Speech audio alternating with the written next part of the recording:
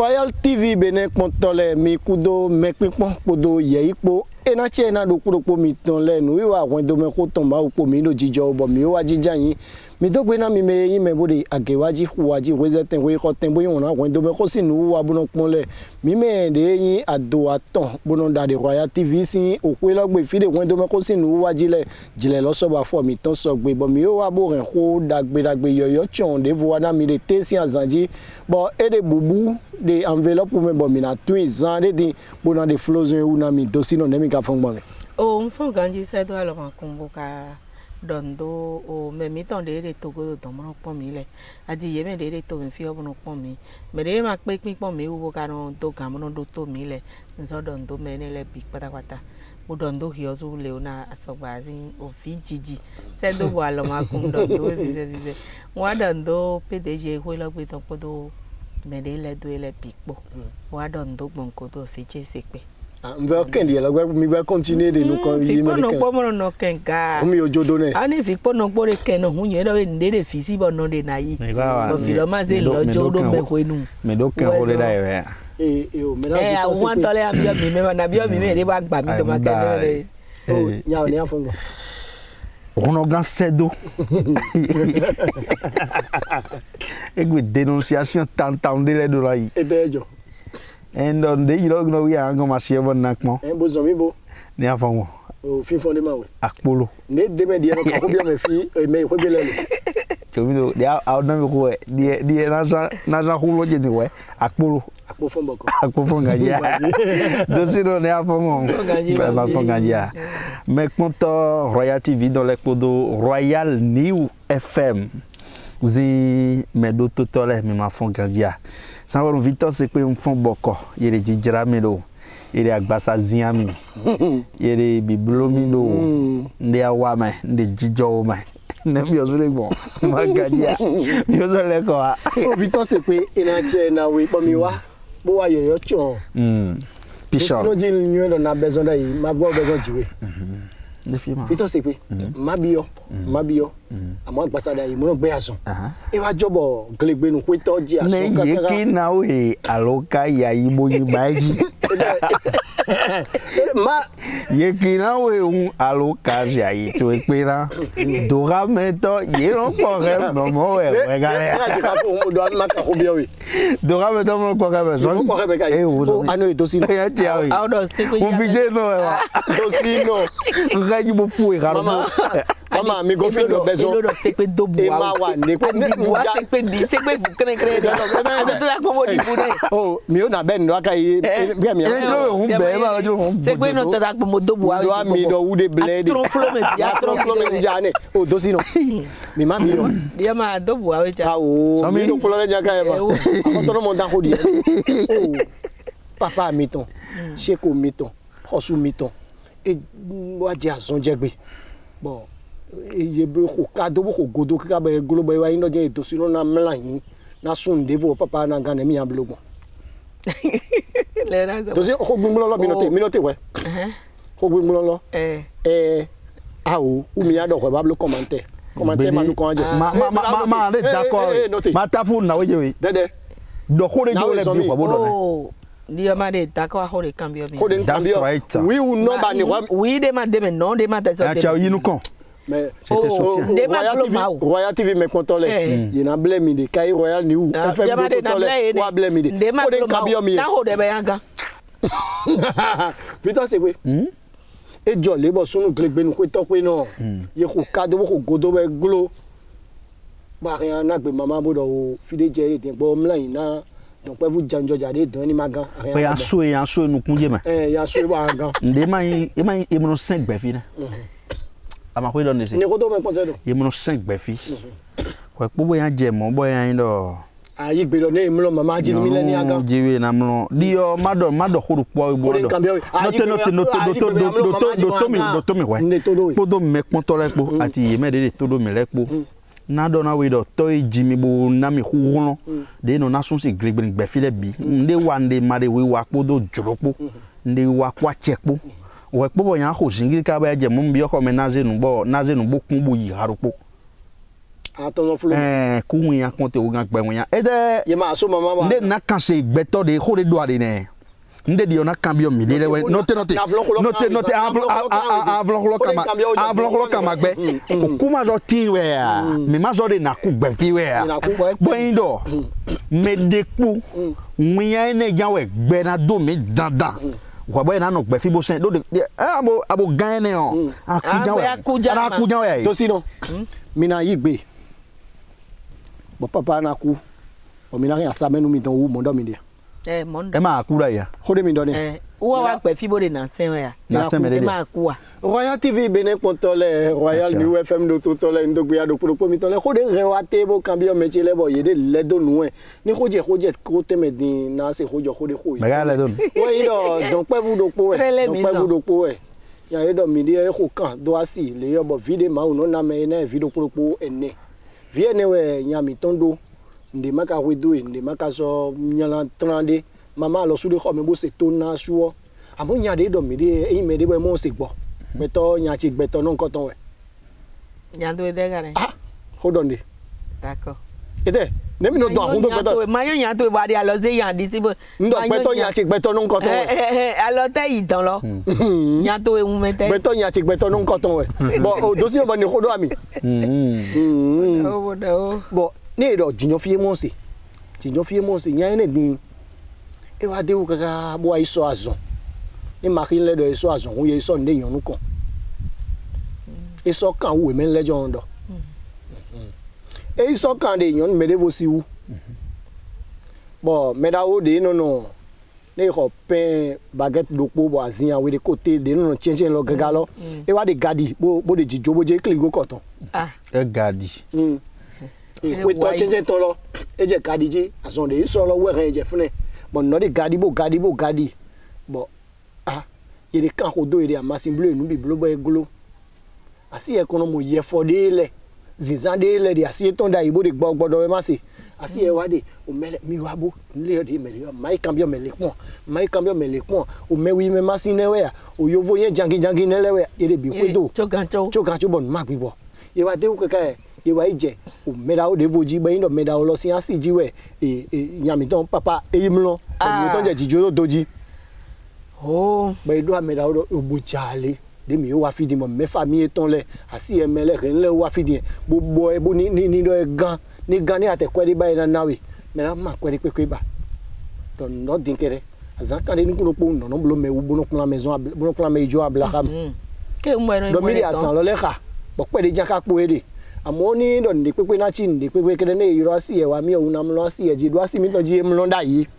bo no blo ndi ene mi o mi na mlo asi e ji bo na gbo gan to si no mi wa yin yon lo o leona o do ere jo e ma de do si no mi le wa yin yon lo e ma do solution dio ma mere ma iwulu nu e don wara ibo dio na no pa ne ma ja no mi ajo do bo yan obo bi yanku de ne gbogbodo ni dai lo e te o do yanku lo an fe do holo e ma bi awu kwa me e o khode camion e te o tu e mi juro na ku te o tu e wo osu ane anyo do ke me o di mele si ho me de bo yin me de vo siansi bon ando atogbo te bo imro tie do dio ma so akho me ne amele mi note nyo do je ma o sen to pipe we mi ba kulu no we so blessing de croix da ide ade kulu no le ma ze yinlando su yinlando ho na we ma de yinlando se su yinlando ho na nindo asi de vo ada ide be ano pa ene no nko ne e ida de vo lo bo yan o ni e o jijo do jijo do me no mo asi gberopo ozuma yo de asan kan ni ko po ha no mo asi gberopo ni gberopo to ayin mo ide be yan no pa ene de epo de po e ko temi ado ni da de vo bleu ni no pa ene ne ni e gan ya gan mebi milelo diamante ni do e gan godo lo milena am lan bo papa e se ko go na blasi dem ma blasi pito se pe e ma no son domaine ana nyon sin domaine ari nyon lo domaine ya blogo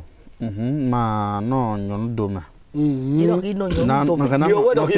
no nyon domaine boka zo no son domaine no nyon domaine me wa son domaine khode ya be bodo kai jaye ne khu ne facette supo wi do e do no kuma nyon sisi méchanceté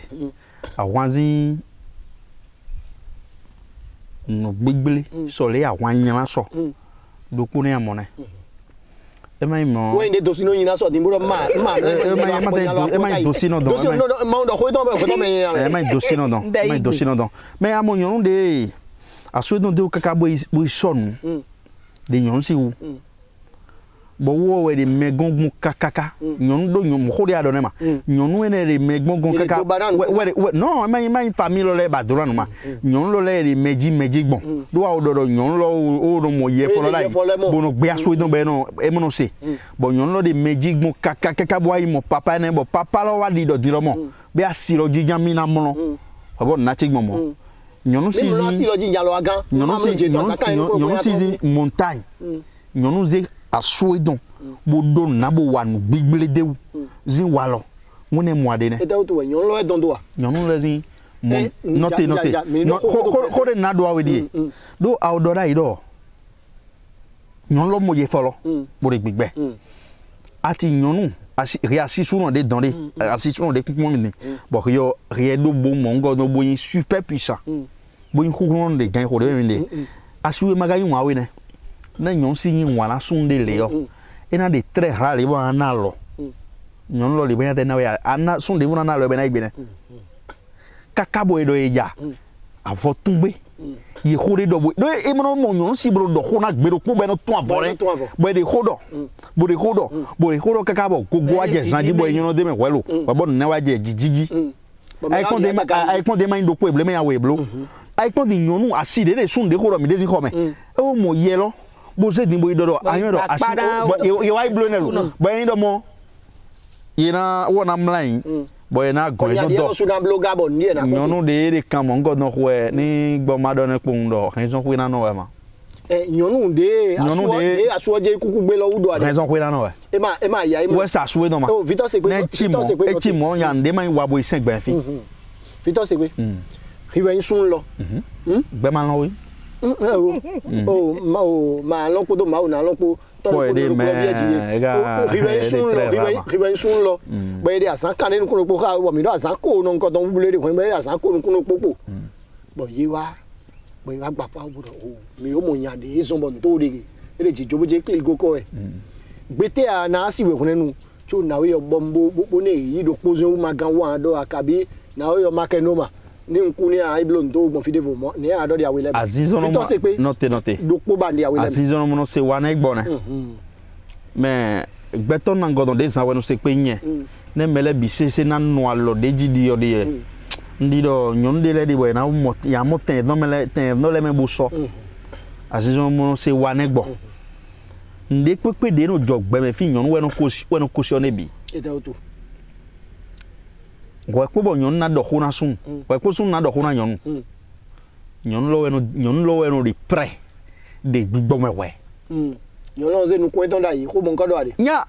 ama mo nyon na ya mo nyon bo de niveau note ne mo nyon bo de niveau de bo join de zi de et de ranu mona no we ayin bo ado ekia c'est parce que de don do bon na mi fo ganjia le wa mo ke e je so ni mi na dai won nya ye mo no me khome ye mo khome bo no ba me ne o Victor Segbe ko de cambio ni jale gbogbo ko lo ni Royal TV Benin Pontole ko de cambio we do me ko Pontole ye me so to do mi ni Royal FM jile ye lo sule ye ni sin de titron nu mi tombe bo yon de asi we ndo ide rio we papa lo mama bo mi bo ze do ko lojo ni nya nu vono ni gbe blo magan mo ado a kabi gbete ado ade ne yan vono ga blo be ku ko de nkabe we gbete ado ade note ajurogbe totiton e ma note mi anya ya se na gbon ko do ade ajurogbe totiton ma gbe nde ajo ne e to nwi ozo ko kan kaka bo imo bo mu ngo no bo do awe hun bo nwi ya de nwi ya bo han gbe mo bo han gbe kubo yi ne ndo melo ka blo fine bo melo de asiwe gondo bo ko ga kulo ne ablo won Didier ma mo adok gbe me fi ko to ama yi gbe no Victor Segbe zan wenu ama yi gbe no ni blodo po lo ya blodo po anu edo si no mi do ko le zan mi do blodo la wa mi do ko le zan da yo mi do na ponu boyi e de doare mi do mi le ton e kede me de na ku ni ku ahe nu mo idon le kai ni da si de bo ne yi blo ni gan ano ya mo akon ko le ndo ka me wa ba hire me mo mi o fo ni kenya ni bezo mo godo na we mi do je ni pe nu ku de u ne blo nu idon ni gan mi ma bi yo Jesu bo de mi da mi de bo de ni do nya die ma o me da o de don ma blo do po bo e gan u mi gbe tin bo ni da me de ni do e ku me de vo na blo a we will know mi do ko ne ko me de vo an blo amo mele mo ma blo di me na gan Jayo ma no tata, mina to jera gogo. Jayo ma no tata, mina to jera gogo. Mi ma to jera gogo, gogo ma no tata, mina to jera gogo. Dozino. No re mo no tata legbe simo ya yido. Da mo no. Piqué. Eh mo huni ku tombo yi ni mi aje ni mi dombo loji. Ya de me ya. Mo do mi de ne ma. Me gbe on do gbe ku tombo yi. Ni mi aje ni mi dombo loji. Mi gbe na nu ni mele se bo me die. Mo don de ma. Mo do mi de. Ah. Fite wọ̀nyí lóde fite wọ̀nyí lóde máa ń lé gan sí wọ̀nyí lọ́wọ́ gbúrò rẹ̀. Iyọ̀ nídọ̀nù mò ń kọjá iná blo pẹ̀lú yẹn gan bẹ́ẹ̀ máa pàṣẹ à ń bọ̀dọ̀ bẹ́ẹ̀ mẹ́lẹ̀ ọ̀pọ̀ kíkó ya blo. Awo bẹ̀dẹ̀ dòbò lọ́dẹ fún ẹ ma. Yèdí ṣeré pọ̀. Ní ajé rẹ̀ Ní ṣeré. Yẹn ṣeré. N kò mọ solution o. Royal TV bẹ̀rẹ̀ pọ̀ tọ́lẹ̀ Royal News FM ló tó tọ́lẹ̀ mi tó gbé adó kúrókó mi tọ́lẹ̀. Mi kú tó mi pín pọ́pọ́ tó yẹ ipò wọn tó mi kó sínú wà mí tàn débi náà tó tó. Bọ́dọ̀ pọ̀ ìyàkọ́lù sangbe vendredi lẹ wẹ́ẹ̀dì nìkan yìí ló jẹ́rẹ́ dé náà sọ mi náà yàgbájí náà fájí ẹ̀ jẹ́rẹ́ lọ èso bọ̀ gàmẹ́ lọ dèjẹ́ dèmẹ́ bí ọjí àná ètò sínú àgbájí nìyẹn fagbọ́n dédé tẹ́sí àzàjí. Nílẹ̀ ìdájọ́ asúmẹ̀tàn tó bẹ́ẹ̀ náà kú. Agbajina fabona de ton. Ni asume don kuku. Si le do be ni si son le ne. Me de mai ba me de si pon we. Suwe. When domenu mi ton le gbe. Ton di o ton de ma de fini. Ne a wa ndo di o na so a ho. Mi zo mi nu ko. Ko de gbigbe ada ma se. E da do aken fe mi de bo do ene ti e da do aken fe mi lo. Agbajina fa lo. Royal TV bere pon tole Royal TV ni pon odo to tole ndondoro proko mi. Ndebo mo dogbe. Mi o vo wa Agbajina fa mi ton te ton o kansino ne no ji ha me mo do fo vo hehe. Nyonu me we de ya amero utu akamero khomea. Amero utu akamero khomea. Amero khomea do akamero khomea. Fo vo he de ya amero utu akamero khomea. Agbasa kede yonu mende ya amero utu akamero agbaza. Gogli. No, me de mo me utu ma. Oh. Edebo. Yon si yon bo yon pon kaka. Bo mi o do hodele wa. Ni de kwendo me hodo. Mi anyo do be nde so no kwendo ro po mo kwendo na fa. Bo na ja cho bo do ye. Bo na iponde wa me de ko ho ton. Ho e mi le no do de fi. Ni ka bi o Agbajina fa me. Mi no yi yon me ho lo. Yon te mi je itedi. Wo yin do be. Yon si. Den ne fi di sonu se pe sonu ke yozu wa sonu. Bo mi náà lere kle bo me ro po ya jogbe mere ya san me ye ifide bo e ho pátápátá kaka bo agan oye je atokun ye dànù ko de nu ye wa dànù fo e bí afode a ho singidi bo gun e megbon akhi megbon asan me bo file uja fo se do a e blodo be nde o tagbonu kunji asuwe de keze lo mele bi de vo yin la hu bi lo we ye vo ze vo na ze do nu kunji ne de kweja idi ene lo agbe mi de ino sonu iko ya ye mono sonu iho amono bacho iho ni ma yon pon wewe ano mo e o Royal TV bene kontole o de odo de kle mo bo na dopo wan yin dodo be de yon si ho kan kaka bo wa kwegbe kwejayi bo fo atokon zon eton le e do na yi pa me e do na lewu we de nu le ugodo bo ye do yo pole ton bo do teme ayo pole ni no me yon si ene ton e do na dio e blo do nu si so eton e do na dio nu si so na dio me ndo be afo yo le jami ase bo na ize gba awule ti teme be no yo do te usa meton ene le de yo vono do robe de nuit ene le un medele adona onyo nu si mede asuwe yin wana le bo a ba pon ene le wa ba bo na do we de nu kan de le ho a do we de nu a o do ene meda wo so onyo do be na we yo di ho de do ede àmọ́ inú àfọdúkú mi sọ sàfọ́nìkà ìsànkú àfọlọ́mẹjẹ iná lópọ́lọ́mẹjẹ ìfọ́nà mo ìmọ̀lá yìí apapàdé má lè pẹ́ mẹ́tọ́ wọn sọ pé mìnísè fòpin gbọ́n kò ṣe bí ọ̀lọ́lẹ́mẹ̀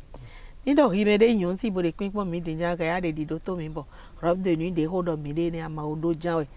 tẹ́pọ́n bó yàkí mi bó bá pọ́n bó blóòkì dé lò di ọsọ na no mi jewu pone o gane me mi de di na chiaro proko mi dole mi kudo me pin mo ka kudo me do to kudo ye ipo anu eto sino mi maole fito se pe jewu no yidai amo mi go fun na di je an fodo pa yina so nu bo imla yin me de am lo adozan me ete na wa na si so wede soyons sincères mi don gba mi de lebo ye tuma iro aso no zame ya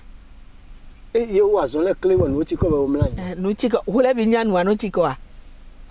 ekpe ni do no chiko na sato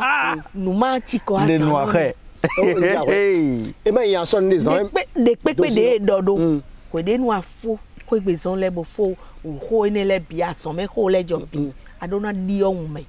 alezon akama dosi no ya di on ni zame bomba de to ya koji de se eneni de media wa nya de wa ko de ngiro to bomba lo de frembe ya to complete on blata teji e manyene mi do ya di on ni zame de nuit e do nde no hono le mi no ya o no ya ma de ni pe o mo e do nde ajo na we do a che ji de kwe e do nde no do de zamele e ma ya fo yo le ni ye ma da fo ni le te ude le tin boy no monu kunu te ude le tin boy no de sise te un me de le ya podo a atakura ya sedo iro nye ni me de crise a piquer ni piquer ko ni gbeto jiyan ko click abo san ko ma so adam lo we ni we te wule ba ko di do Royal TV de mo télévision de bo nei me de ma odo dai hu e camelo e ma ne ko pata we do mo nokmo a do te wule zame ça éduque amonde na we ne do kai jaya nyonu supo ma onyo e sur 100 45% des femmes ye ma onyo e do ke ndi no do asu be avomi no die de no gba bo nyon son naja gon we bo ro de avotun do you wa ni avogoro abi me de ron do chokoto de le bro mline bandefu tranflome Glemen were amo robe de nuit de khodo e de ne do robe de nuit be wa kpodo fi ta gbede on to ma kan ho na se mi do to ma do to mi mo fi de nje ne robe de nuit wa kpodo fi o bon nyonu si gan do yo vron yo do string e dai mo siri pude de bo yeno sin do fi ni a no gbangba ti ko gbangba yo ro kan yeno sin do fi o do sin do fi yemono de ne le accompagner ho ne yemono sen ne ai de ai hun dale bo bo fen la o le yo ne ai fen o le pa no elastic me o le bi no ko le mi bo ba do kwa we bo nku le gbere nku hun ye de mi ne aku ne gbede jan we hun bo to epo nu epo ji gbere wa du gbe fi hun e ma lo yira to bi a o tun kaga bo yan e ma tun ne ya he wule yo amo robe de nuit de ko le c'est des trucs amo o ne de do yo finia ne sun de alo de wul e sun de wuli we ne de abo wuli we e ma yen do final fabro e to mo bo eno de list bo de gbodo ne do alo wa de yi kaka bo abio bo da bo alo wa ne pere ye le pon ni alo je kan lo le pon won wele nu nyonu wo de surexcité bo o se viviro kaka bo gbojo le yo e ma so yo ne we ne nu we riona de kan hobuna de kacha blo ba fotun ba chokudo de e no yo we o se pe so nu gbode me o so poda yi de nu ado mi de nu kan bi me we ne do awuro ye mo do nde pepe nde mo no do ne agbazeze le ade ma adame de wo agbe ma u gbeji le ade ne egbo ho me don ya e me lo mi edo mo egbo abo me ton e no ibuno do nja jambi o nja television kondo mo de mi benu konde mo do de my don de mo do ye rule my me no bluga ndo na we do mo ne asiwe ma o de ne do gbegbe ko wa ma o de Royal TV bele koto mi do gbe na do ko mi ton le nu wa agbaji na fatan le tezi azanji agbao ablata bomba podo pantalon po jinu po abi no tiro gbabo apa we di e wuje gbadu akonu ave gan po bo sin do alin de jamais bo do ko mi no ajakada don wo gan po dalin le kiro kan e no ti bon le don pe bu tin ton le nu kume e ma didon nu hoho e tegbe nu nu hoho e amo de hoho we nai ma do horo pa hoho we nai me ko mi no ndo asika e chinwe amu mero pono de me bo mero no dan dudu ai bo melo ni ele klon le melo ko me jan mo bo mele bi no tedu amelo wala ni lo zaide eni no ade o tabla bla iko bo le jini do bo gan po de alian we Avant de me ano ri we vi egbe po aliyan we. De adowo bo bire de goro na ke bolo de fune bo rijan chi mo. Ha ya jodo ma. Ye do alo de do bo di o si agbaji na fasin nu wa le tezi azanji fi de mi na so ndo e fi lo jan je mi de gbele mo ne ina che na mi.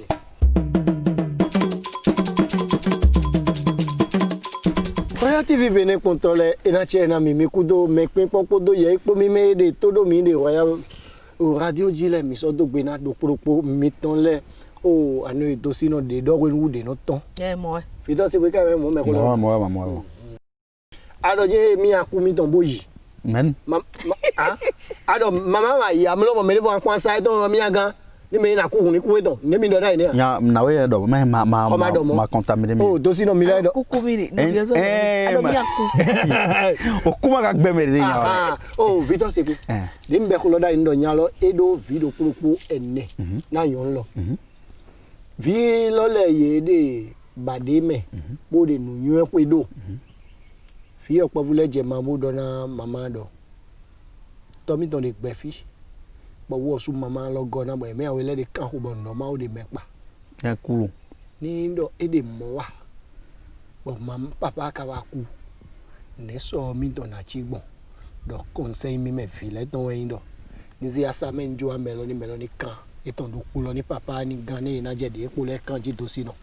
fi mi ton le lo fi u to mi le nu wa mo mi no do ni ya blogo me de no as kwe bodo fi u to kai no ide ji mi no imo ni no mi anjo fan funjo bi do bo jo polo do bo mi na le ko a ko jo ko ko yo pole do le mana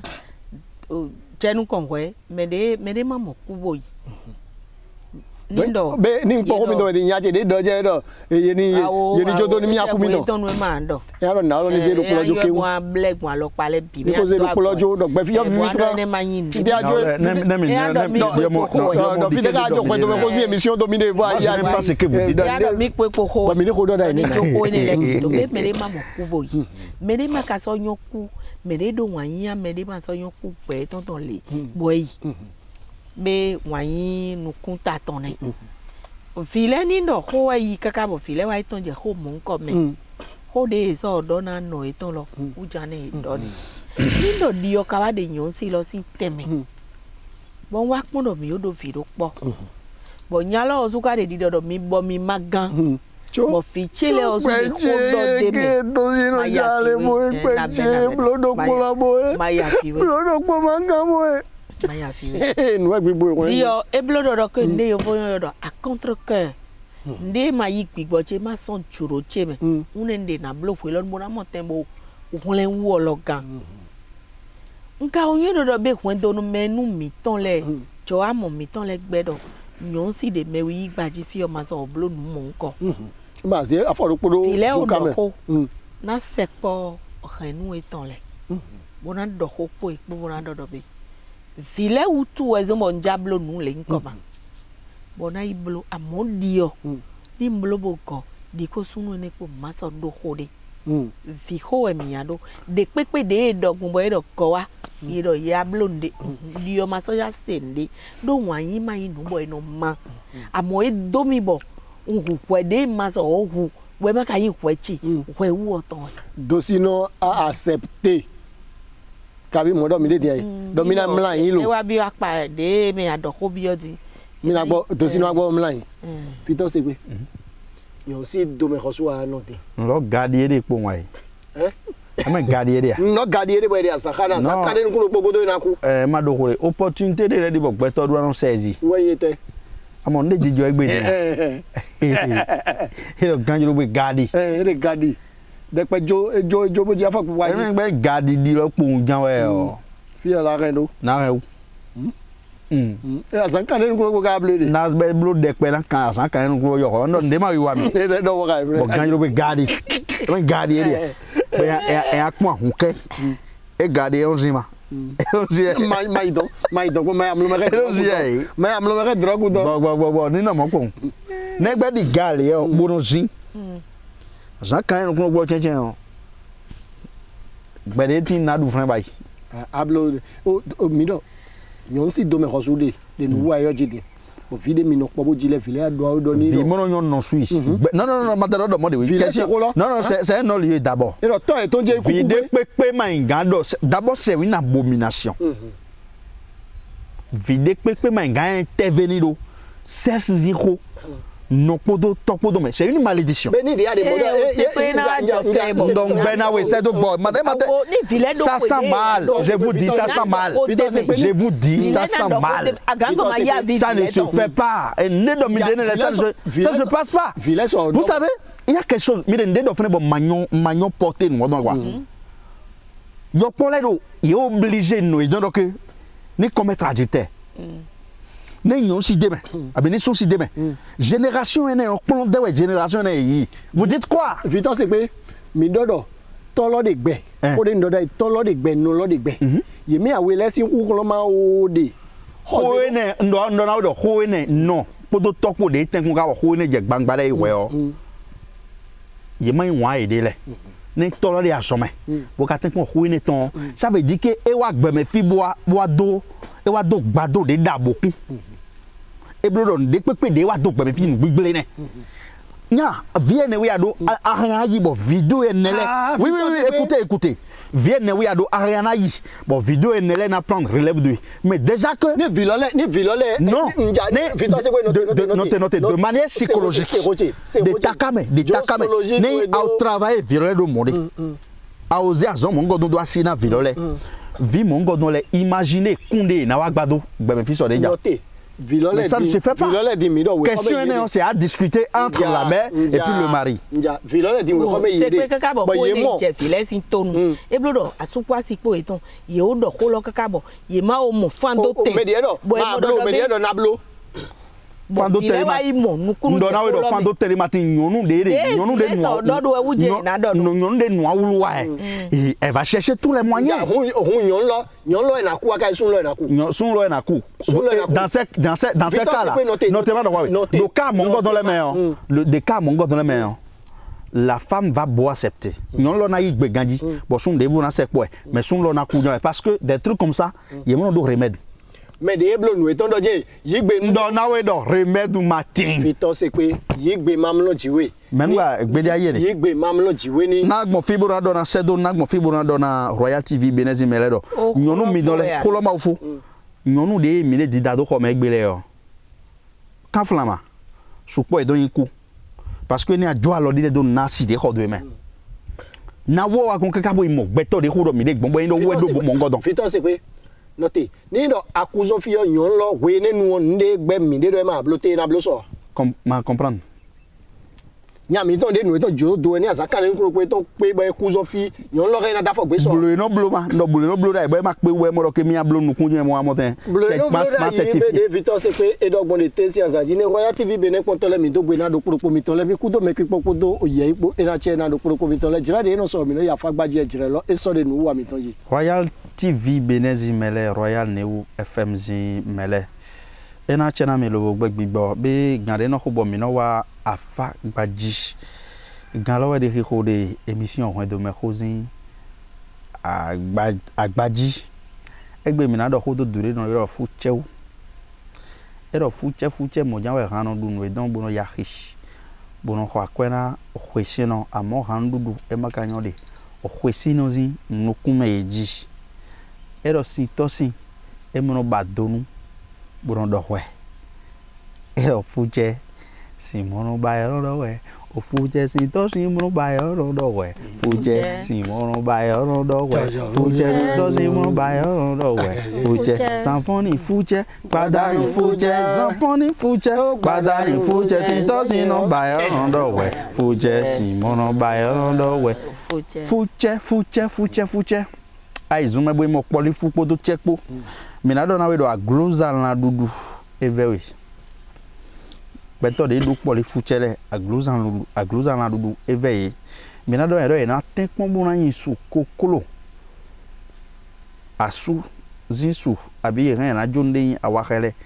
asu kwasipo kokko asu kwasipo ren na jodo zunsono dudu e na jodo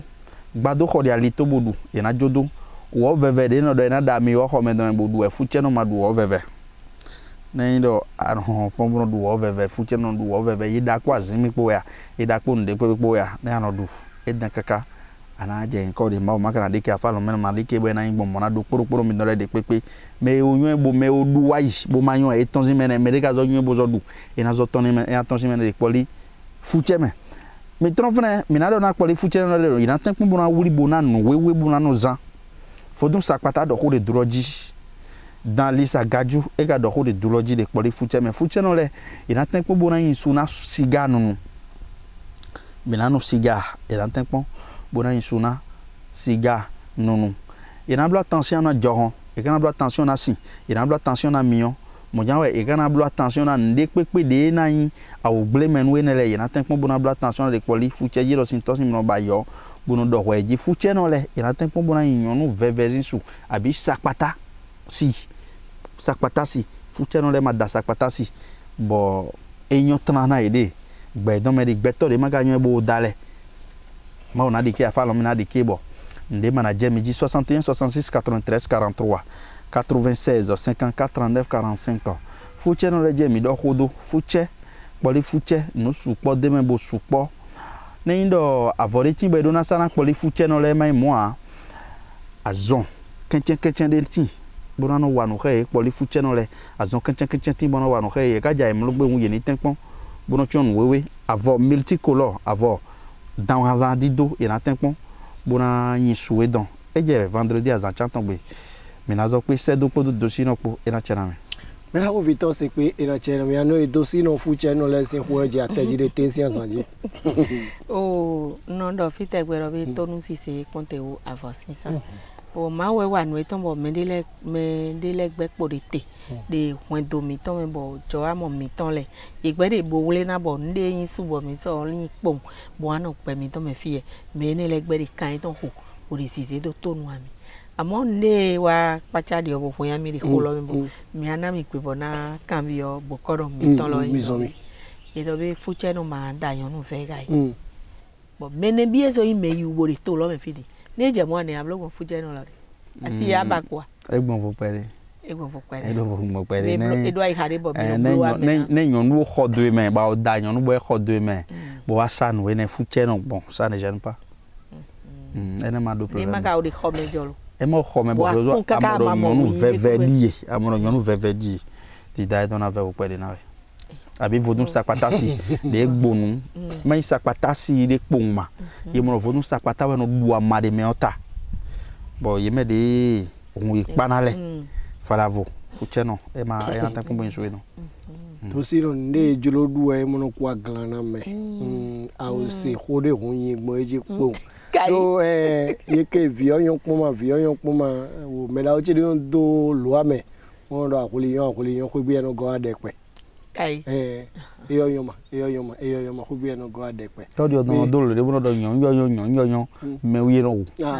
zo pa me ya bla ko jesu to be me wa TV Benin ponto le me fuche no le ko de bu ko mi to do ka ja idile mi tek mo zingbo ine le ji dagbe na tin na do poropo mi to le nu wa de ka yin we do me ko to vlavo no kan bi ode de misika bi mi do ai khade mi do khode bona do ami kede be alokan 61 12 62 66 ni do mi gbo fune jan we kede mi na li o mi mo mi de gan le bi pátápátá me Royal TV ko mi ton o mi de fina mi be ena che na me nu wa fagbaji ton de te si anzaje file mi na jolo edo e filo jan je mi de ne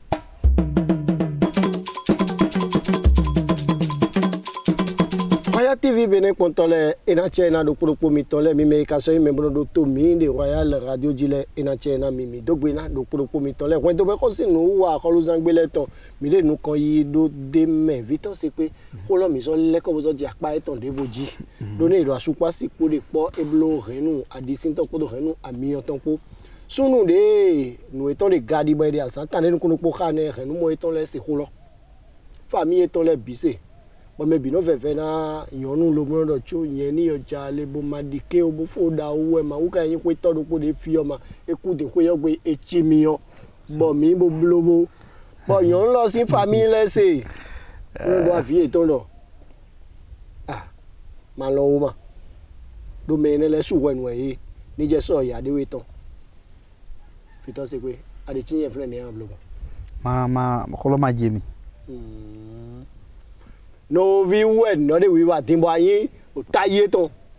bo me ye na ije asi e ko ji bo an do ko na ko te an do asi e daje no we vi nyonu abi sunu no vi sunu u gbere gbigbo bo mi ije asi e ko ji bo an do ko ne lo ni ko imla yin do ko lo ni yan oni gan do de yan ozo ko yo gbe fi be ko yo si mi yo wechi aga do ko ne le bi mo en réalité ya de nkan bi o lo wa lo bi mo no bo ma de le no tin bo no ye no tenter bo na ko waina de melodona asuwe do mele bi o mo gan na bo ni e gadi ba ye mo bo ganjiro gbe e gadi me e to e ba so inu glonu de etole e mo bo etole ede mi na ido nya ole mi kan fo da opo fo da na olo ni hunle me mi a fo da opo fo da na olo ni egbe na olo ni gbo mi fo da fo da na zin ala da fi gbo se do ni do ari bo de ma gbe aya we ma gbe to ni gbe fi wo ma ja son pu e ma gbe de me de ko aka so aso de wi mu de ko ni ko to me de nega ro wi ne bi to se pe ni ko to me de ni ade fa mi lo me hu ne do mi je ve gbe mi ai do kwa yan lo ado mi bo yibo wa me ma je do ade ko do ne ba ko lo si me nu e ti gbe fidi ni apa ma wo ni do accident la me nu e no simple le beaucoup bo do to le mo be ma do aso le wi no je bo nya de nega ni aso ne ne nu ni aso wi yo le da do do si no mi tan da we mi ni ko gbe ne ka de fo ne je fo da oji ne no di ka tin ka san kan ko wo ka e ka san de asan oro ko ya ko gba do gba ne we ya to si no abi yan ko pe mi na ife fe na yon lo bo mi ka tan da o bo mi je do ni mi e ho wa do yon lo di mi o su mi ko te mi ya do de mi je do fi de abezo mi de o di o ni nje ton ja di o na te igbe bo no equipe lo me equipe ya na we o se ayo jo na no me àmọ́ na yin dodo be ma yin da gbere bo nle alo aido ma no me pon o ne do mi ne ni ta yin do be do me ndi do pono eti family le nu we bo mede ni ta yin do di ozu we no kenu ga lo we de mi ma o ni yin do be di egbe o di ezon bo meku ni jeton mi jeton ko ya di o de ta yin do da o de ko aye na yo ya o yi pa we yawo bona do khode le po asi mi mla ko mi to mapo mi mla ko mi to mapo to men salu ye mo dan blo mo kan don o do men lesi e ye mo dan blo mo kan je to men salu e yawo di oto na we o se kan ni mo na we so mi e ma Africa fi o no mo gbọ́dọ̀ ma ti mo blo ne de pe otonu àmọ́ yon si ne bi e so de peji de asuwete di se pe de yon de ma do peji wi lo gbende ba we ron ya do mo ye nu e don blo ko ra yi be na blo nu ku je me gana gana we gbe awe ya but ne do gba de fo da oni fo da oni me da ku ni ku e ni an sun ma sun do kiresi ni ama wuri ama wuri bo an do bo de do holi lo agbo de fi yo na ti me ayan ne abi e mi de ti ma yin ne bo mi no yi pe na ni ko mi to pe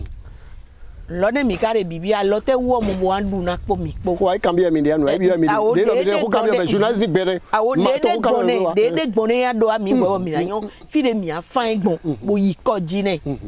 bo mi yi ko ji re bo de hold on kaka bo yan se mi ton ja ma yan se mi ton ba mla o anu do si no togun me ro mla inde ya mo do ele me ko do se do ne but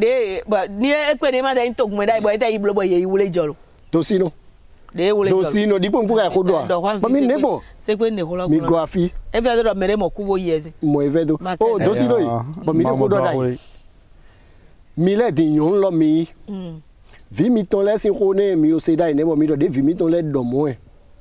mi agbo bo yen do ni de blogo mi je di yen ma julo mi ton de vi le do mo mi na agbo bo blo do vi le sin tabe do ko de mi do dai ne ren mo mi ton le go do ami mo do na we yo me ne le mo le afo de ku to mo ni ablo mo o nya lo bu gan na yawe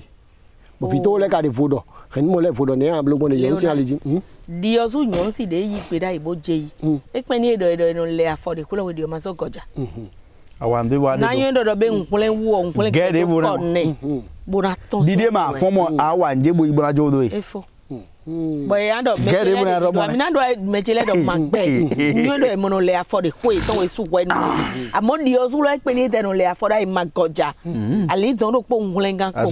akule me da lo gan bo me da lo fon do amla yin do po na nya che di e lo bon nous de garder d'ailleurs et gobi apo mais là au fond des bro yegi dagbede yoni yo wa mi e maso Dieu do mo ba na yi dosi no tu ne peux na do ne da ma ya sukwa si po jami na blo tantan dosi no chobo ve amaso jomi do réseau ase ne do hwan de na jowe do ase ne do e ya do hon wa kan to me na jowe do gbidigbidi dosi no réseau ni mo ne gbe le do je mo le afo amodi osun yi ase ne do hwan na le afo awe di o ma so no no popo ipo bona do be